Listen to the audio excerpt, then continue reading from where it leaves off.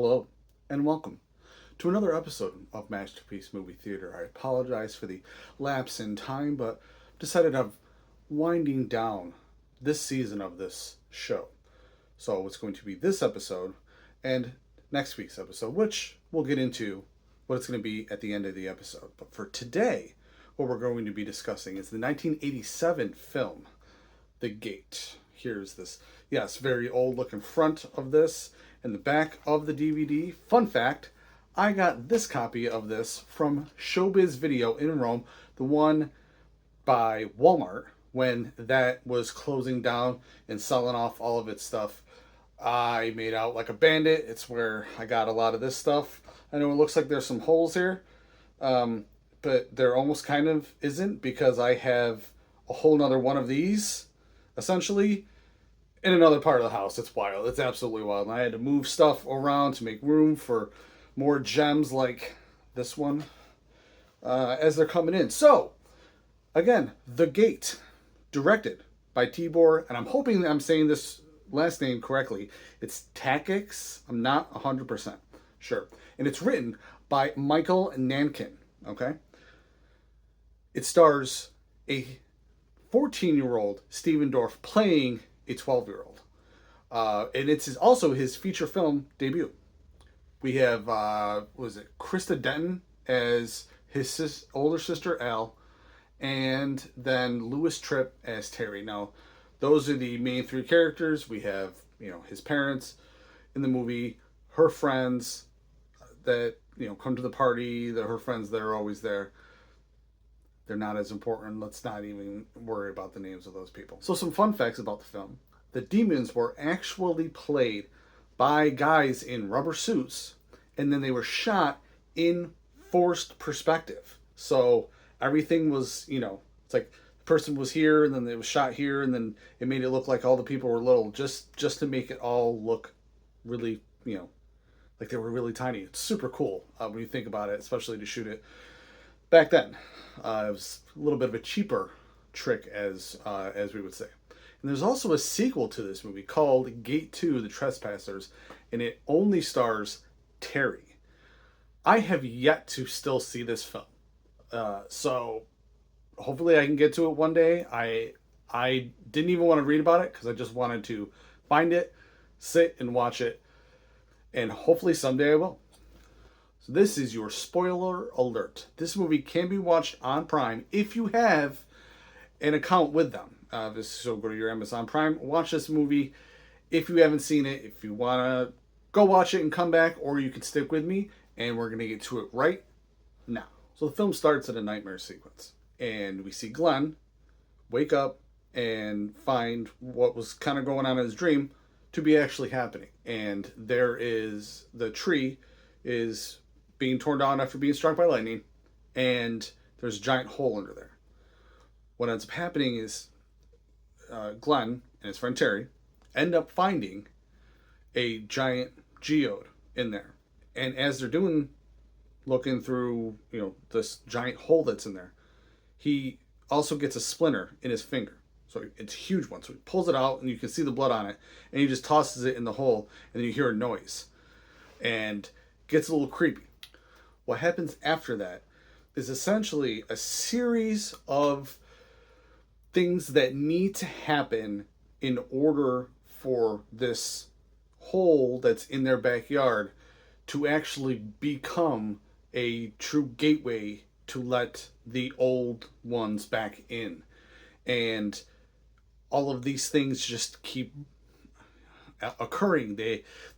Everyone's playing a levitation game, and they levitate Glenn, and they break open the geode, and they find this weird writing, and all these things just keep happening, which is the perfect storm to brew all of this stuff for the gate to open. And one of them being the dog ends up dying, and the wannabe boyfriend of Al says he'll take care of it. But when the vet is closed and he can't bring it there, he brings it back to the house. Doors are locked up, so he just decides to toss it in the giant hole. Yeah, that's a great idea because that's the sacrifice, and everything just starts going to hell. literally. So everything starts to happen real fast. The dead dog is found in a bed. You got demonic arms coming out from underneath beds trying to grab people. It is just, it everything starts happening real fast. So, they try and go to the hole in the backyard, which, they know things are coming from there, and they're reading from the Bible. I think it's Psalm 59 that they're reading, and they're trying to, obviously close the gate. And Terry slips in. That's when he sees a bunch of the little demons. They're, biting him, attacking him. He manages to crawl his way up, and which ends up being one of my actual favorite parts of the entire movie is when Terry gets the book back and he's trying to read from it again, and he's just like, screw it, and he just throws the Bible into the hole, and it bursts, and it seems like it's completely closed. And so they think everything's fine. Her friends that are there go home. They're all hanging out there, everything, and they think everything is fine. It's all gone. This is the moment of the movie where I feel it draws a little bit, maybe not even a little bit, but a lot from Poltergeist. I've had conversations with people where they thought this really felt very Poltergeist-ish, and it's hard to disagree with that.